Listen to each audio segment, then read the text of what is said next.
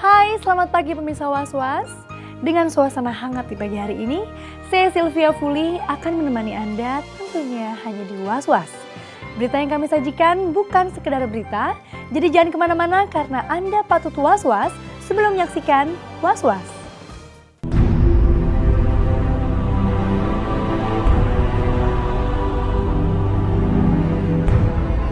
Satu bulan pasca kecelakaan maut di ruas tol Jagorawi yang melibatkan putra bungsu Ahmad Dhani Akije sebagai tersangka hingga menyebabkan 7 orang tewas dan 8 orang luka-luka ini ternyata masih menyisakan duka bagi keluarga korban kecelakaan. Keluarga dari 14 anak yang dipaksa menjadi yatim lantaran kecelakaan tragis itu belakangan mulai menagih janji Ahmad Dhani. Salah satu istri korban tewas, Komarudin, tak menyangka jika hingga kini dirinya hanya dibekali selembar surat yang belum memiliki kekuatan hukum mengenai santunan yang telah dijanjikan. Ironisnya, ketika Foni meminta kejelasan pada pihak bos Republik Cinta Manajemen itu, Foni hanya menerima jawaban untuk bersabar. Bukan itu saja, Foni juga mengaku kalau dirinya telah memenuhi janjinya pada Ahmad Dhani untuk tidak melakukan penuntutan. Upaya Foni tidak akan menuntut Akije ini, ia buktikan melalui sebuah surat pernyataan. Perkembangannya dari malam itu, manajemen Ahmad Dhani datang ke saya, cuman selembarin doang saya terima, dan sampai sekarang belum ada kejelasannya. Saya udah sering SMS, tapi dari pihak Dhani cuman ngomong, tunggu dulu ibu ya, dia cuman ngomong begitu doang. Kemudian ke Mas Edo juga, ke manajemennya. Saya SMS-in, saya sering tanya, dia cuma jawabnya, sabar dulu ya ibu, dia ngomongnya begitu.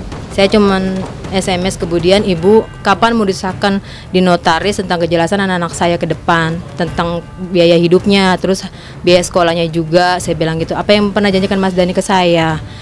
Tapi kemudian ngomong, sabar dulu ibu, dia bilang, nanti kan Yayasan Akije berdiri, tunggu aja, yang pasti ibu siapin aja kelengkapannya seperti akte anak-anak, buku nikah, kartu keluarga sama KTP-nya. Ya di sini pernyataannya Mas Dhani mengatakan ini uang santunan di muka sebesar 50 juta untuk sementara. Dijelasinnya berapanya nanti dikalkulasikan dengan pendapatan si korban. Tolong Mas Dhani, tolong tepati janjinya yang Mas Dhani pernah katakan ke keluarga saya. Mas Dhani mau nanggung biaya hidup anak-anak saya dan sekolahnya juga. Tolong tepati itu aja Mas, kayak saya udah menepati janji saya tidak akan menuntut. Tapi Mas Dhani begini udah mengecewakan saya. Ya mudah-mudahan yang saya lihat lain dengan kenyataannya. Mas Dhani mau tanggung jawab.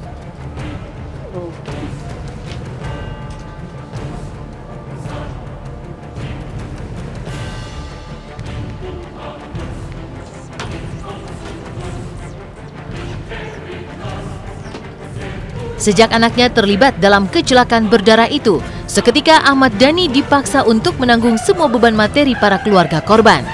Seolah tak ingin lari dari tanggung jawab, Dhani pun langsung menyambangi seluruh keluarga korban dan berjanji akan memenuhi semua biaya hidup dan pendidikan ke-14 anak korban kecelakaan. Mulai dari menanggung biaya rumah sakit untuk korban yang masih dirawat, membiayai seluruh proses pemakaman bagi para korban yang meninggal, hingga memberikan santunan awal sebesar 50 juta rupiah untuk masing-masing keluarga korban yang meninggal. Dhani juga sempat berucap jika ia siap membiayai pendidikan anak-anak yatim itu hingga mencapai gelar pendidikan tertinggi. Kini keluarga korban kabarnya menanti dan berharap kiranya Dhani bisa membuktikan kalau janji yang ia ucapkan tak sekedar basa-basi. Ahmad Dhani sendiri ya udah ngasih untuk pemakaman, untuk mungkin untuk di rumah sakit juga mungkin dia biayain juga, terus sama ngasih uang 50 itu aja, 50 juta. Belum, iya mungkin dia kan sibuk ngurusin anaknya, mungkin jadi belum tahu dia kapan bilangnya saya mau kemari, tapi nggak tahu kapan, saya nggak ngerti. Ya mudah-mudahan ya biar cepat sehat anaknya di bar. Ibu maunya ya apa yang diomongin sama Ahmad Dhani itulah yang dipertanggungjawabkan dia, gitu aja. Apa yang sudah diomongkan di media, di mana di TV semua itu tolong supaya dia benar-benar bertanggung jawab dan dibuktikan. Alhamdulillah waktu sejak pemakaman ya berlangsung, nah itu pesuruhnya udah datang. Nah, ngasih uang itu untuk pemakaman sampai selesai itu berjumlah 7,5 juta. Nah, dan yang kedua kali Ahmad Dhani datang baru sekali. Nah, waktu menyerahkan uang itu suruhnya lagi lah yang datang. Nah, itu juga udah ngasih sebesar 50 juta untuk awal, kata dia untuk awal, dan ini untuk ke 10 bulan ke depan. Bukan, itu 10 bulan ke depan itu dia omongin. Nah, ini awal, untuk 10 bulan ke depan, Bu. Setelah nanti 10 bulan itu nanti ada pembicaraan lagi, dia bilang gitu. Nah, total semuanya itu udah 57,5. Tidak mudah memang bagi Ahmad Dhani untuk memenuhi semua tanggung jawabnya. Kabarnya ia telah merogoh uang dari koceknya sejumlah 1 miliar rupiah sebagai biaya perawatan si bungsu Aki J di rumah sakit selama 2 pekan dan biaya-biaya awal yang diberikan pada semua keluarga korban kecelakaan. Dhani sendiri kabarnya telah menjamin semua kebutuhan ke-14 anak yatim itu hingga 2 tahun ke depan. Untuk biaya selanjutnya, Dhani menyerahkan dari Yayasan Aki J. Lantas, apa kata Maya Estianti soal itikat mantan suaminya ini? Doakan aja komentar dikit kan, doakan aja. Batas waktunya sih sampai 2 tahun ya, karena saya sudah menyelesaikan biaya pendidikan kepada mereka yang menjadi korban tragedi tersebut, yang menjadi yatim piatu itu sampai 2 tahun ke depan udah saya selesaikan semua pembiayaan pendidikannya. Tinggal 2 tahun lagi mudah-mudahan yayasannya terbentuk sehingga mereka udah nggak perlu khawatir lagi. Di saat Ahmad Dhani sibuk kejar setoran dan dipusingkan dengan semua janji-janji yang harus dipenuhinya, Aki J tengah harap-harap cemas menghadapi pertanyaan penyidik.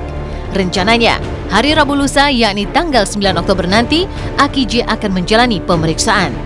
Namun, benarkah pemeriksaan perdana Aki J itu akan dilakukan di Rumah Sakit Pondok Indah, Jakarta? Aki J sesuai dengan pemberitahuan yang disampaikan oleh orang tuanya, tanggal 9 nanti akan melakukan pemeriksaan kesehatan di RSPI. Kemudian penyidik ikut mendampingi nanti pada waktu pemeriksaan, sekaligus konsultasi dengan pihak dokter, dengan pihak keluarganya juga dalam kaitan kesehatan Aki J. Kita harapkan mudah-mudahan tanggal 9 itu hasil pemeriksaan Aki J sehat psikis dan fisik ya, untuk bisa dilakukan pemeriksaan berita acara dimanapun, baik di rumah sakit, di rumah atau di kantor polisi, ya tentunya dengan memperhatikan undang-undang perlindungan anak supaya Aki J juga tidak merasa tertekan dalam hal pemeriksaan. Lantas, akankah kali ini polisi berhasil menyingkap tabir dari mulut Aki J? Tergantung hasil pemeriksaan dari dokter, apakah dia sudah cukup sehat atau masih belum. Ya, hasilnya sangat menentukan untuk diperiksa atau tidak. Dalam undang-undang perlindungan anak, ya sebaiknya didampingi orang tua, lawyernya, mungkin juga pemerhati anak, psikolog. Kita juga mendatangkan bapas. Ya, kemudian penyidiknya juga tidak berpakaian seragam, ada polwannya juga. Jadi pemeriksaan dibuat seenak mungkin supaya yang diperiksa tidak merasa terintimidasi dan bisa memberikan keterangan apa adanya.